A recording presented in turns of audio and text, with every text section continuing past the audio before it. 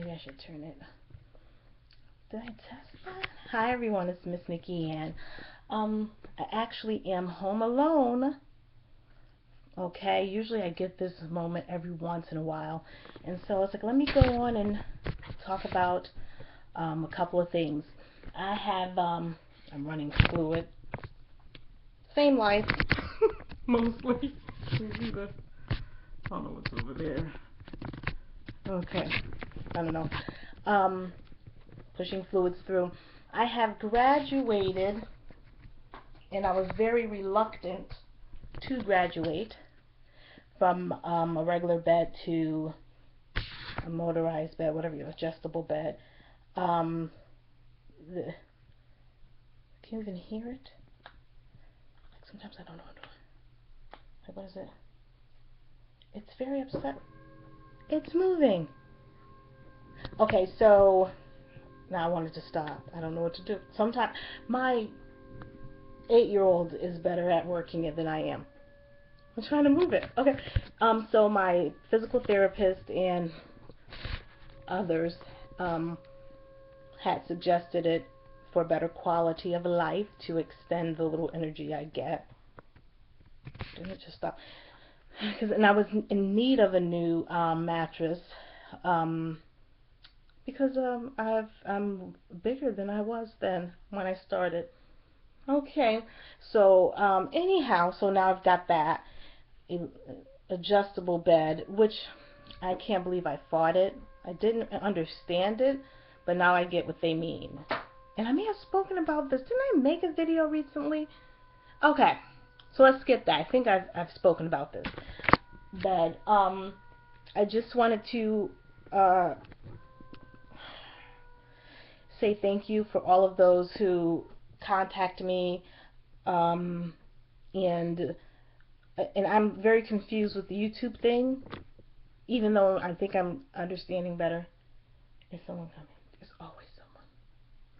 But so I've been missing a lot of stuff, like which profile am I, which, and I'm just with homeschooling, as he gets older, it's just a lot more intricate than it used to be, so I don't get a lot of free time. And then of course I'm sick in between it or during it, and even just like missing appointments, and I don't know, I'm tired of it all, really. But so my point is just thank you to anyone who's reached out.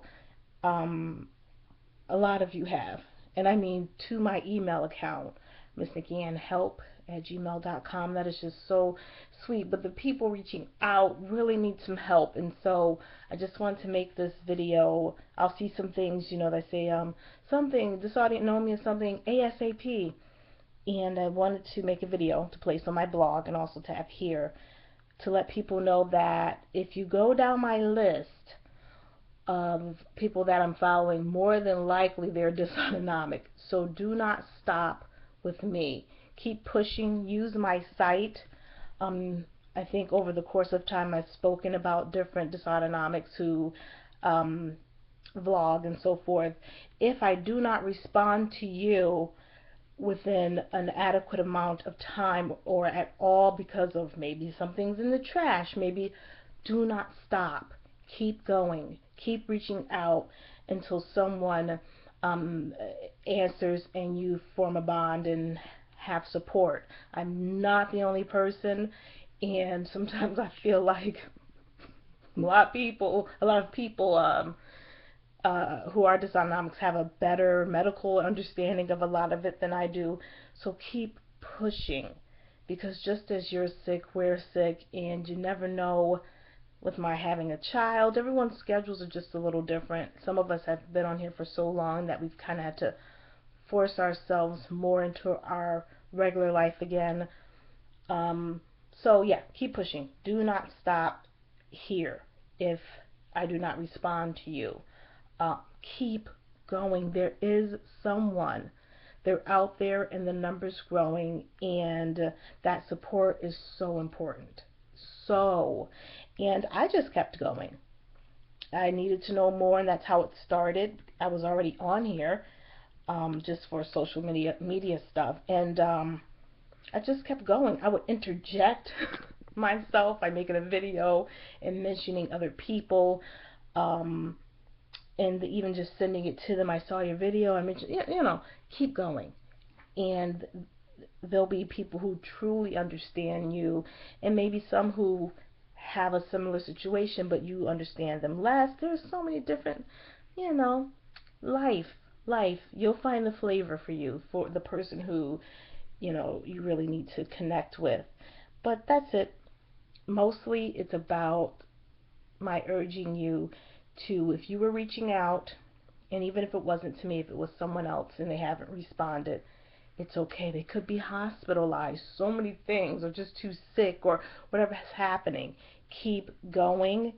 If you're adamant enough, on that same day, you'll find someone who will respond as soon as you post. I used to do that. I used to be able to when my son was in school. So that's a big portion of it.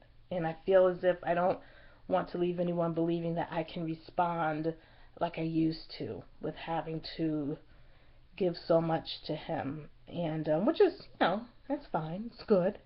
I'm happy I had the opportunity to have the times when I was on here more. There's a season for everything. And we strengthen each other, and then it just flows on, and more people are just coming out and admitting to these symptoms that seem so strange to them, that seem strange to their doctors, or that look to their doctors as if someone's mentally unstable, and they're not. They have a problem. Just because they don't know the name of it doesn't mean that the name of it is not out there. And maybe you do have something that there's no name for. Keep pressing on. Do not stop. You're going to be discouraged. You're a human being. Keep going. Even if that means I can't do this, I just need some days off to not search and research, that's fine. But after you're done and ready, or if someone else is researching for you, keep pressing on. You're going to find an answer. Even if it's just a doctor saying, I've heard this once before, I've got patients who have been coming in, and maybe have a new doctor, not maybe a dentist. I lost a couple of patients recently because they were talking about these weird symptoms, and what is it that's going on with you again, Nikki? And then come to find out, indeed, they have POTS. Oh my gosh, they're not just lazy people who refuse to be upright and have a job.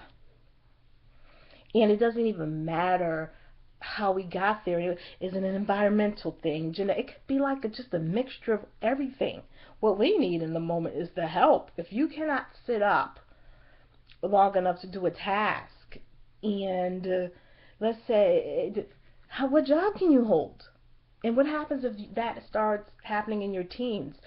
And there are different level of POTS. I have hyperadrenergic POTS. There are different kinds of POTS. This is what I think. I've listened to all the stories that I could over the years, and I still hear new ones. And I had to remind myself that that particular story is a little bit different than mine, based on so many factors. And I've got other issues that this person only has POTS. I have more than that. Or they have POTS, but I have hyperadrenergic POTS. You've got to let it be okay that your illness is not the same as someone else's, because you will begin to think that you're crazy. I'm lazy. I'm this or that. A doctor wants to put you on a regimen. Exercise. That does work. It works for those it's going to work for. And if it's not working and it's triggering something else, dig deeper. Believe in yourself. Believe in the experience you're having inside of that body that no one else is having but you. Believe in it. Years down the line now, I hear things about from my PT and everything. No, we're not going to do those kinds of exercises. Let me explain to you why. Or my neuro-ophthalmologist, it's like you're trying to kill yourself. It's like it's going to take time. And last time he told me 3 years that he thinks it would take, not to be my normal self. That was not what he's talking about. To um, physically be the best dysautonomic I can be. And this is taking time because it's a very busy schedule being ill. And I love all the doctors out there, but if you have not, I don't even mean a family member, if you have a doctor and they have not had the experience for themselves, and we know on here there are some doctors that have had the experiences because we're friends with them now. Pretty ill. Oh my God, Dr. Margaret, they're here. Okay, just keep looking. Those who have had and still have dysautonomic issues.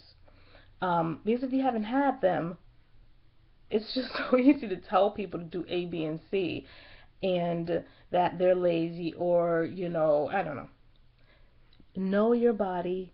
Know your story, not my story. Your story.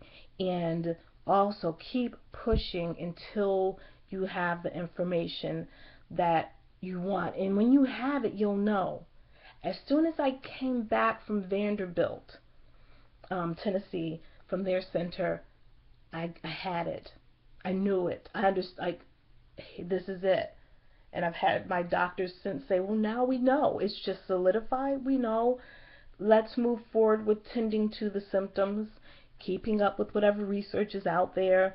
So I feel settled about it, and I can make more decisive decisions, about health care and things about my son. And it's just once you know, and everyone is saying, all of your doctors are looking at each other and agreeing, and all the notes are starting to match, it's just a relief.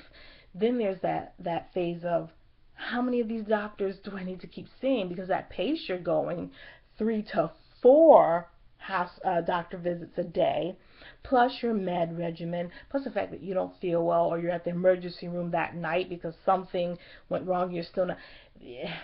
It's difficult. Once you've finally gotten in with a specialist who it took like a year to get in with to see, you don't want to you don't want to lose any of them. And I had my schedules. It's as lean as it can get. I'm so lucky to have all of those different people, and I didn't. The only people I had time. There were certain couple that had a hard time finding, but mostly rheumatology. Everything we were doing, I was able to get in quickly. Except for the autonomic nervous center, but that's So yeah, yeah. So yeah, lots of appointments still, and trying to live and make adjustments here and there. But I have the peace that I know many of you don't have yet. And those adjustments I can make. Like, well, a certain thing hasn't been, acting wonky lately. Let me see if I can postpone that visit until next month, not next month. Things like that, just so that I don't break down emotionally. I don't mind as much seeing my 4 walls in my room. It just annoys me now to have to be at the hospital or a doctor's visit looking at their walls in a room waiting and hearing through the walls all these other stories and issues people are having, and not knowing when your doctor's coming in because he had to go to the emergency room. It is just so, you get hungry while you're on the ball. You got to pack this, and I was hauling my kid around as well because I couldn't afford to send him to the school anymore. So yeah, this is the 3rd year of homeschooling. 1, 2, 3, yeah, 3rd year. And just been trying to really put more energy into that. 15 minutes, gotta go. Thank you. But if I do not answer you, keep going. Keep going. There's someone who will answer you today. Keep searching, keep looking, and use, I think I have a playlist, dysautonomic playlist, and then you'll be able to see who else is out there who I'm talking with and so forth. Use that list. There's so many helpful and brilliant people here. Sometimes more brilliant than my doctors as far as dysautonomia is concerned. All right, have a good one. Besos.